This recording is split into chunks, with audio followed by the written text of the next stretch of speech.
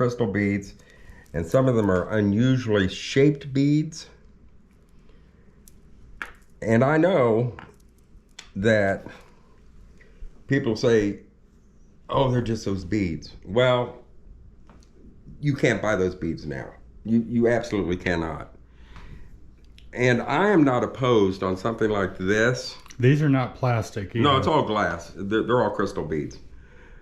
I'm not opposed if someone is going to be remaking jewelry. If you find pieces that they need to be restrung or they're missing beads, buy them. Buy them and rework them into your own creations. I think that's great. You are still keeping the integrity of those beads. All right, let's go around this side. I got some more beads. This is a nice Victorian drop necklace with a cultured pearl drop.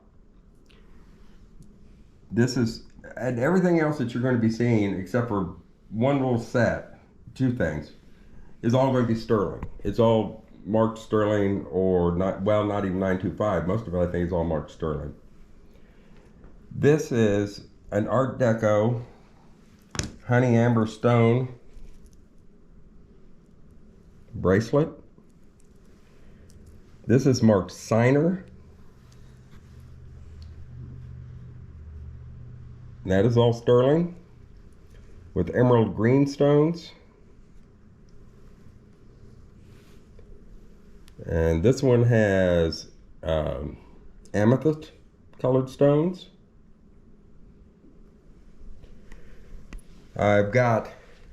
We bought 3 beaded bags. A couple of them need a little bit of repair, but they are all salvageable. I've got some that are iridized, which are not that easy to come across. This is actually my oldest purse that we got. And the only thing this needs is a new drawstring. And that would take a piece of grosgrain ribbon and you'd be good to go. We also got a set of ivory. Some of it's ivory and some of it's bone. But it's all of an age to where there's no problem reselling it. So that's pretty much it. Just some really beautifully made pieces.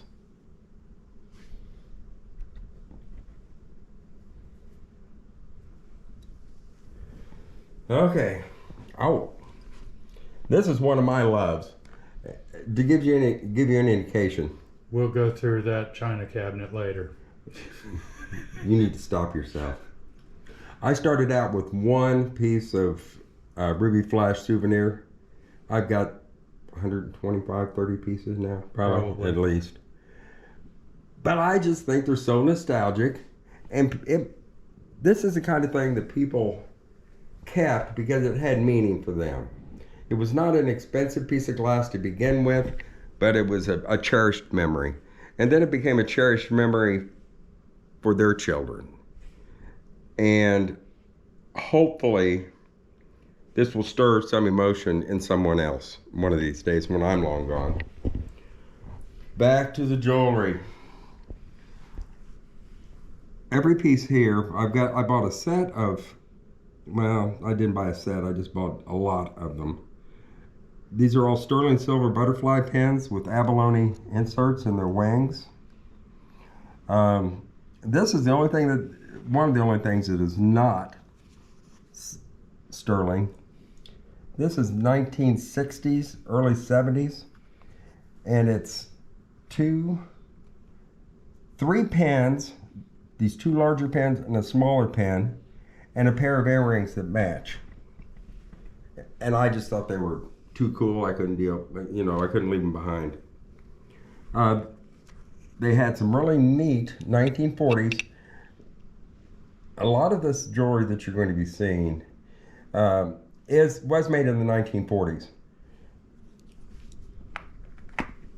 But this is silver. The cherub is silver. This is a piece of mourning jewelry with black onyx and marcasites. This is sterling silver with gold wash. And I know it's marked who the maker is, but I don't know. I can't remember right now. But this was a pair of pens to be worn together. A sterling silver and cat's eye pen. It's Tiger Eye, isn't That's right, Tiger Eye. I'm sorry. And these would have also been mourning earrings. And it's also black onyx with marcasites. And these are sterling silver with Austrian crystals. A little piece of Siam silver.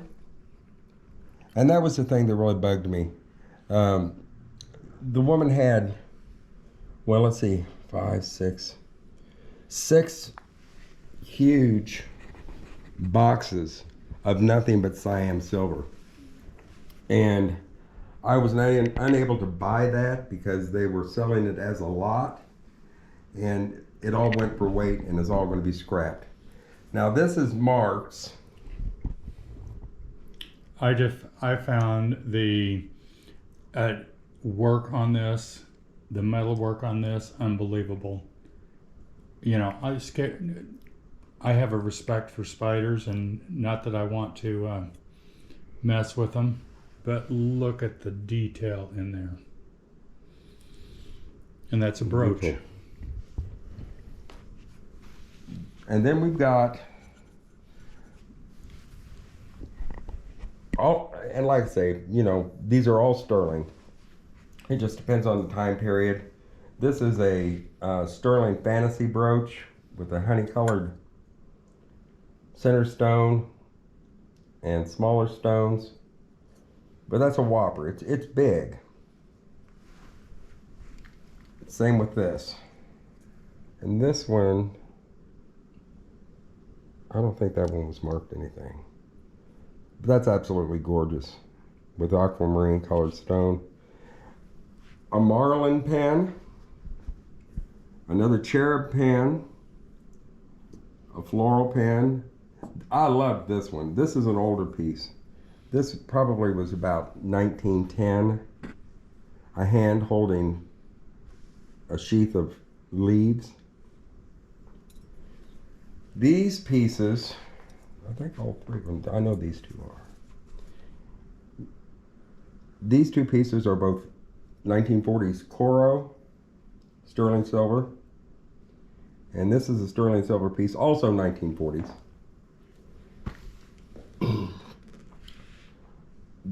These are instant family photographs. They're all on either postcards or they're mounted as cards. And I just think, I think they're adorable. I think that decorating wise, there is definitely a place for that. This piece, I can't find a mark on it anywhere, but everything else that woman owned was sterling, so I don't know.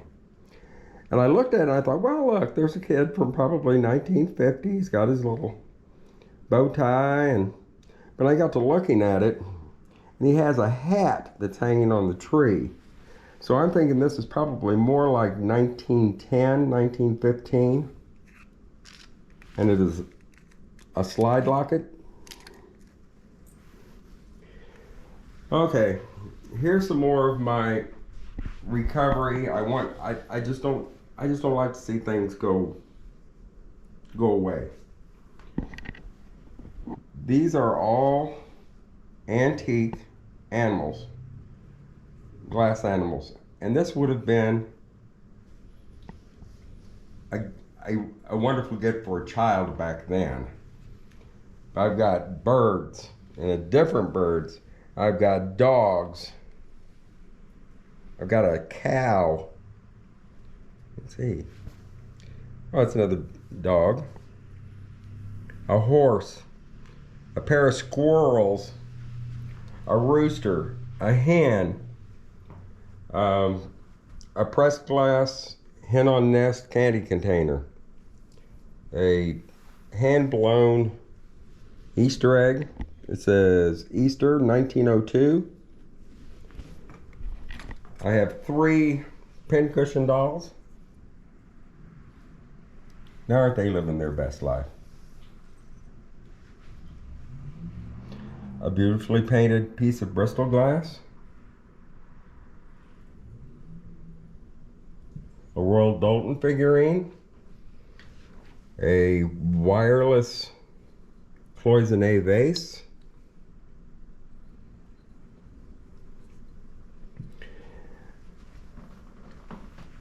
Okay, we're nearing the end, I swear.